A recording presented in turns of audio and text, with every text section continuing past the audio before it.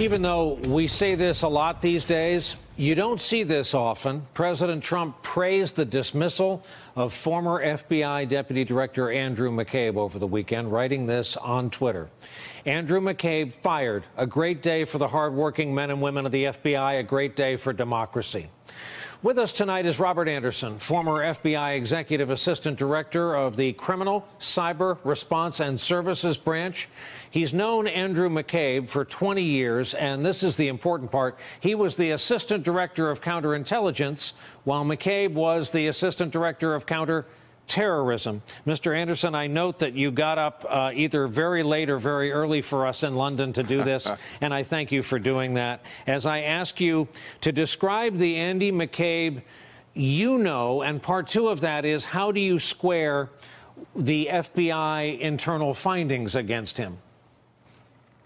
Yeah, thanks, Brian. Great to be with you here tonight. The one thing I'll tell you about Andy, and I don't think people have said this enough on television, I've worked with him for a number of years in the highest levels of the FBI, and what people don't understand in those jobs, as you pointed out, when he was the Assistant Director of Counterterrorism and I was the Assistant Director of Counterintelligence, or when we were both Executive Assistant Directors of Operations, you basically split the FBI to 35,000 men and women, and he was running one side of it, I was running the other.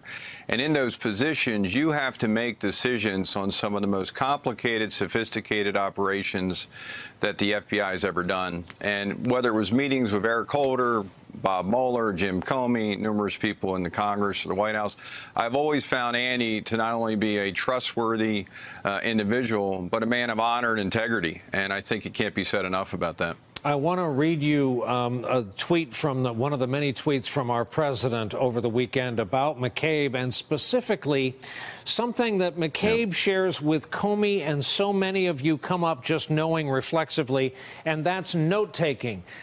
Contemporaneously dictating notes to file. The president kind of expressed doubt, spent very little time with Andrew McCabe, but he never took notes when he was with me. I don't believe he made memos except to help his own agenda. First of all, there's no way someone would take notes in the middle of a conversation, but it is a skill set and a mindset that seems to confound the president. He hasn't been around that ethos before.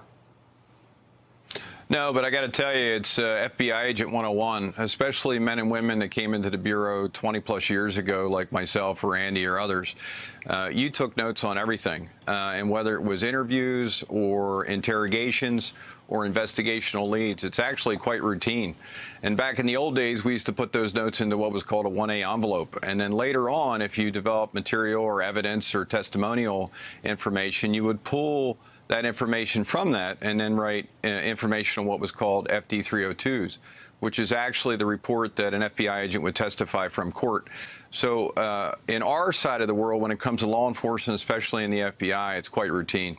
I have to ask you about Austin, Texas, because as a citizen, it's calming to see the pictures we keep showing of all those people arriving and putting on that blue FBI or ATF jacket in many cases, because this is terrorism by a different name, 4 bombings around that community.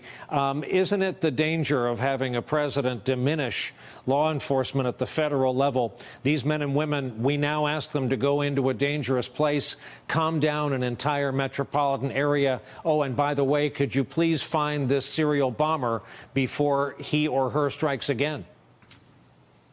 Yeah, I think it's a great point, Brian. I think the tweets, unfortunately, are odd at best, and at worst, I think they make bad influences on people that don't understand what you're talking about. What people need to understand is that the men and women in the federal law enforcement, state and local law enforcement, and really ever since 9/11 happened in this country, there is a huge bond between all those interagency operational task force. And really, this is when you see it shine. In times of tragedy like this, what's going on in Texas, the men and women come together, and they'll find whoever's been doing this. And I really think we need to hear more about that. Robert Anderson, who's been terrific with us and very generous with your time and joining us so early in the morning from our London bureau. Really appreciate it. Thank you. Thanks, Brian. Hey there, I'm Chris Hayes from MSNBC. Thanks for watching MSNBC on YouTube. If you want to keep up to date with the videos we're putting out, you can click subscribe just below me or click over on this list to see lots of other great videos.